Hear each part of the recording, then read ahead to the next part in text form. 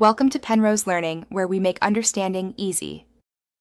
You start with 3 essentials: a Lightning to USB 3 camera adapter, an SSD formatted XFAT, and a powered USB hub or an SSD that has its own power.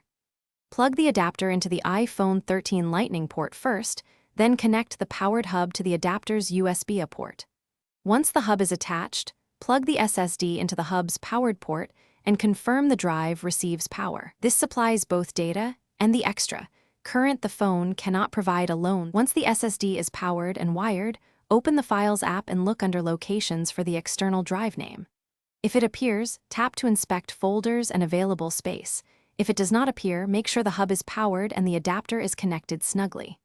Also verify the SSD is formatted to XFAT or FAT32.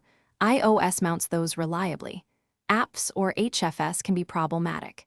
If you must reformat, do that on a Mac or PC. Then reattach the SSD and let iOS index the volume. To move files, use the Files app or a compatible app to copy and paste or drag files into the external drive. Large video files transfer slower over Lightning, so be patient.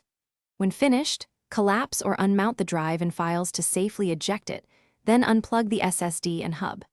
If the drive is not recognized, power cycle the hub and SSD, try a different data cable, or confirm XFAT formatting on a computer. These steps resolve most connection failures quickly.